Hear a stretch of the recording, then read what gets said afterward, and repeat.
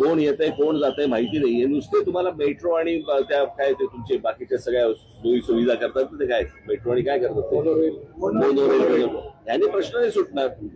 मुंबईमध्ये मोनोरेल्स आहेत, मेट्रो आहे, सगळ्या गोष्टी रेल्वे आहे, बरोबर आहे. मग गाड्यांचं रजिस्ट्रेशन थांबलं का?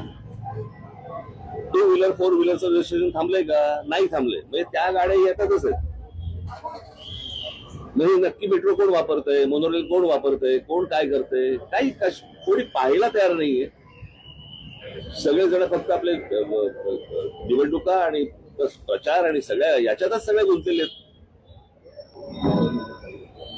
शहरं म्हणून याच्याकडे बघायला कोणी तयार नाही. आणि शहरांबद्दल बोललेलं याच्यावरती तुमच्या चॅनलवरती त्याला किंमत नाही.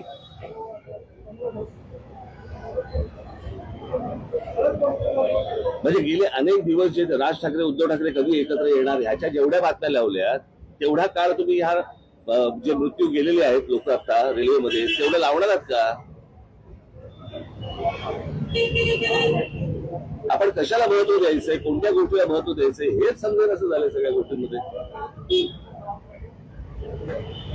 जर या शहरांच्या गोष्टी तुम्ही सगळे शहरामधले पत्रकार आहात, तुम्ही या शहरातल्या गोष्टींकडे जास्त फोकस करा. सरकारचं लक्ष कसं जाईल या गोष्टींकडे याचं तुम्ही ह्याच्यावरती लक्ष दिलं पाहिजे तुम्ही. बाकी सगळ्या गोष्टी फार मामूली आणि इतर सगळ्या किरकोळ गोष्टी आहेत. जे काय राजकारण चाललं, तुला काय वाटतं, तुला काय वाटतं, तुला काय वाटतं. दुर्दैव आहे. मला असं वाटतं केंद्र सरकारने या गोष्टींकडे लक्ष दिलं पाहिजे, तातडीने लक्ष दिलं पाहिजे. ती रेल्वेमध्ये त्या प्लॅटफॉर्मवरती रोजची जर समजा तुम्ही गर्दी बघितली तर लोक आतमध्ये कसे शिरतात आणि कसे बाहेर येतात.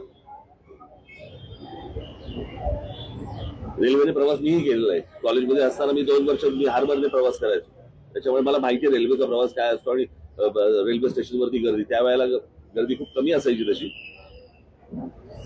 पण ज्या प्रकारचे आपण रेल्वे प्लॅटफॉर्म बघतोय आता, तुम्ही संध्याकाळी तुम्ही मुंबईचा प्लॅटफॉर्म बघून दाखवा, तुम्ही आज शिरून दाखवा मला त्या ट्रेनमध्ये. आणि त्याच्यानंतर ती सगळेजण जे प्रवास करत असतात त्यांच्या चेहऱ्यावरती एक स्मित हास्य असतं किंवा काही बाबा असे काही विलक्षण आहे ते सगळं. बरेचदा प्रवासी तक्रार करतात, खूप एक डेंजर कर्व आहे म्हणजे बरेचदा 2 गाड्या जेव्हा त्यामुळे कर्व असल्यामुळे 2 जेव्हा लोकल क्रॉस करून होते ठीक आहे असते किती लगटतात. हे काय नव्याने हा काऊन निर्माण नाही झालाय हे माहिती आहे ना लोकांचं. कळलं का? रेल्वे मंत्री म्हणून काय करतात आता हे सगळं आनंद आहे त्याचा. रेल्वे मंत्र्यांनी राजीनामा द्यावा. राजीनामा कशाला द्यावा? जावं तिकडे बघावं काय चाललंय ते सुधारावं.